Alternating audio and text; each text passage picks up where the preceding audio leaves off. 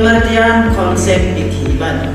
Fikih ibadah yaitu terbagi dua kata. Yang pertama fikih, yang kedua ibadah. Apa itu fikih? Fikih adalah secara bahasa adalah ilmu yang artinya pengetahuan, dan al-fahmu yang artinya pemahaman. Yang mana dapat diartikan bahwasannya fikih itu adalah pengetahuan ataupun ilmu yang sangat mendalam. Sedangkan secara syariat adalah ilmu ataupun pengetahuan tentang hukum-hukum syariat yang berkaitan dengan orang dewasa dan telah berakal sehat, yang dimana fikih ini diambil dari dalil-dalil terperinci seperti sholat, zakat, puasa, haji. Semua itu diambil dari dalil-dalil Al-Quran dan dalil hadis, yang dari mana dalil Al-Quran dan hadis ini dicantumkan lagi dan dirincikan lagi oleh para ulama melalui kitab-kitab fikihnya. Itulah yang dimaksud dengan fikih. Itu memiliki beberapa makna. Yang pertama, makna ibadah itu taat, kemudian tunduk, kemudian mengabdi, dan juga yang terakhir itu hina. Itu beberapa makna ibadah.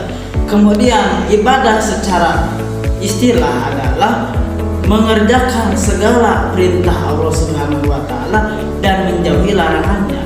Yang artinya apabila kita mengerjakan perintah-perintah Allah, seperti Allah memerintahkan zakat, kita zakat, Allah memerintahkan puasa, kita puasa, Allah memerintahkan sholat, kita sholat, maka itu merupakan satu bentuk ibadah. Begitupun menjauhi larangan Allah, seperti firman Allah, wala taqrabuz zina, jangan kau dekati zina, kita tidak berpacaran, kita bahkan tidak berzina, maka itu termasuk ibadah juga.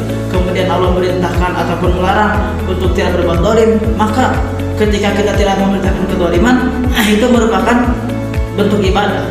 Yang artinya ibadah adalah secara makna asli ibadah itu menghamba. Artinya kita itu menghamba kepada Allah Subhanahu wa taala, yaitu menghamba dalam bentuk apa, kan tahu apabila ada hamba itu harus menuruti Tuhannya. Maka apa kata Tuhannya, apa larangan Tuhannya harus kita laksanakan. Begitupun dengan kita sebagai hamba Allah melaksanakan perintah Tuhan kita, yaitu Allah Subhanahu wa taala. Kesimpulannya, fikih ibadah itu adalah pemahaman ataupun hukum syariat yang berhubungan dengan ibadah, yaitu hubungan antara kita dengan Allah Subhanahu wa taala secara langsung. Jadi ada fikih ibadah, ada fikih muamalah, ada fikih yang lain. Kemudian apa bedanya fikih ibadah dengan fikih muamalah? Jelas beda. Kalau fikih ibadah itu kita berhubungan dengan Allah Subhanahu wa taala langsung. Perintah Allah, larangan Allah, itu fikih ibadah. Jadi kita kepada Allah langsung, horizontal. Kalau kepada fikih muamalah itu vertikal, yaitu hubungan kita dengan manusia. Jadi misalnya berdagang, kita bagaimana caranya bersosial, itu namanya fikih muamalah. Dan sekarang yang dibahas kita itu adalah fikih ibadah yang merupakan inti dari kehidupan kita. Allah berfirman, wa ma khalaqtul jinna wal insa illa liya'budun. Allah tidaklah menciptakan manusia dan jin kecuali untuk beribadah. Kemudian bentuk-bentuk ibadah. Bentuk-bentuk ibadah itu secara umum ada dua, yaitu ibadah mahdoh ataupun ibadah yang murni, dan ibadah ghair mahdoh, ibadah yang tidak murni. Apa itu ibadah mahdoh? Ibadah mahdoh itu contohnya adalah ibadah yang Allah perintahkan langsung. Ada langsung perintahnya dari Allah, seperti kita berbuat baik kepada orang tua, wabil walidaini ihsana, kata Allah. Kita harus berbuat baik kepada orang tua. Itu namanya ibadah mahdoh, ibadah yang Allah langsung perintahkan. Sedangkan ibadah ghair mahdoh gak ada perintahnya langsung dari Allah. Contohnya apa? Seperti ketika kita di jalan menemukan orang yang mogok-mogoknya, kita bantu dorong, itu gak ada perintahnya, hadisnya, Al-Qurannya dari Rasulullah, gak ada. Sabda Rasul, apabila ada orang yang mogok kalian bantu, gak ada. Yang namanya itu apabila kita bantu dan kita niatkan itu ikhlas kepada Allah, maka itu ibadah.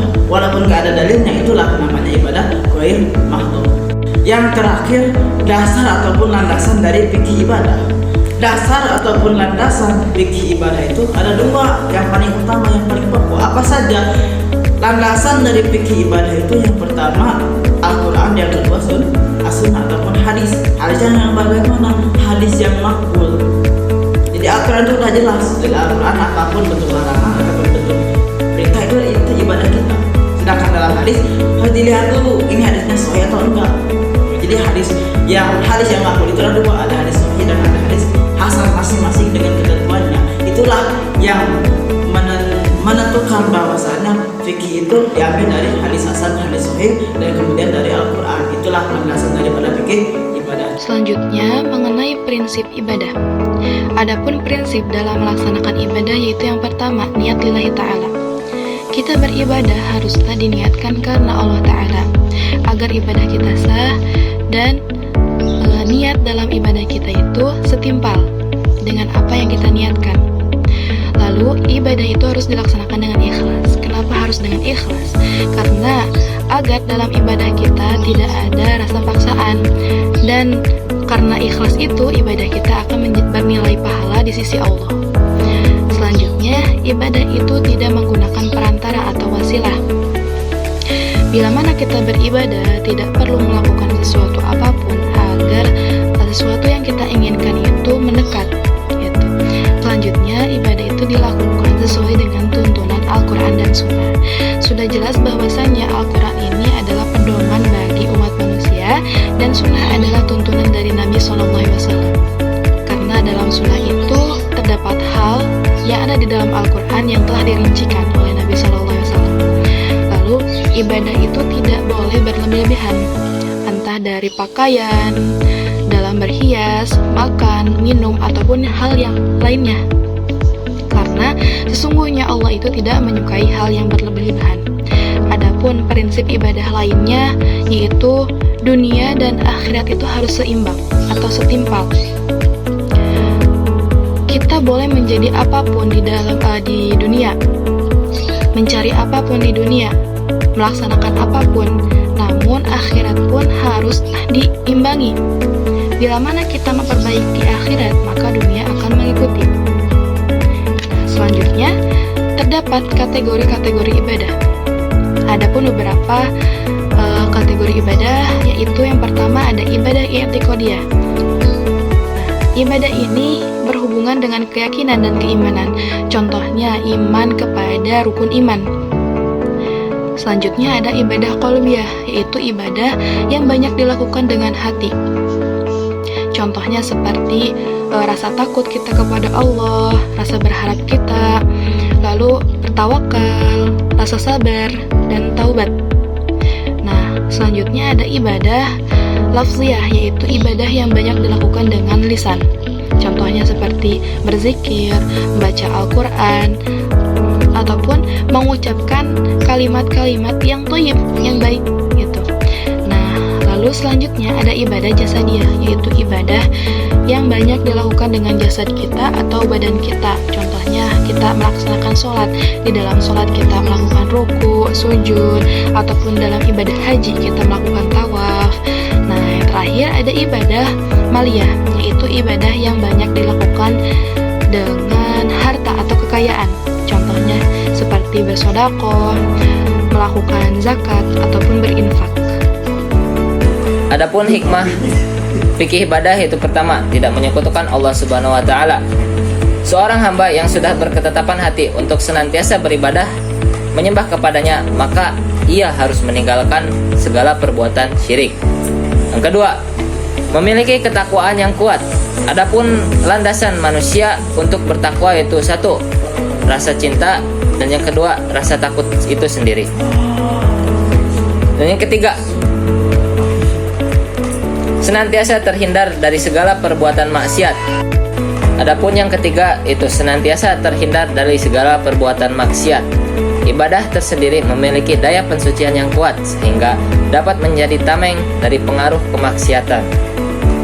Yang keempat, berjiwa sosial. Ibadah menjadikan seorang hamba menjadi lebih peka terhadap keadaan lingkungan yang ada di sekitarnya. Adapun yang kelima, yaitu selalu berbagi dengan orang lain atau tidak kikir. Harta yang dimiliki manusia pada dasarnya bukan miliknya sendiri, tetapi milik Allah Subhanahu wa taala. Adapun tujuan dari fikih ibadah itu satu, untuk menghadapkan diri kepada Allah Subhanahu wa taala dan memfokuskan niat dalam setiap keadaan agar mencapai derajat yang lebih tinggi atau mencapai suatu ketakwaan. Dua, agar terciptanya suatu kemaslahatan dan menghindarkan diri dari perbuatan keji dan mungkar. Dan yang ketiga, untuk memperkuat keyakinan dan pengabdian kita kepada Allah Subhanahu wa taala. Yang keempat, untuk menguatkan diri dengan kedisiplinan dan peranan hamba yang dipercaya Allah Subhanahu wa taala di muka bumi ini. Dan yang kelima, untuk membersihkan dan mensucikan jiwa dengan mengenal dan mendekatkan diri kepada Allah Subhanahu wa taala serta mengharapkan segala ridhonya.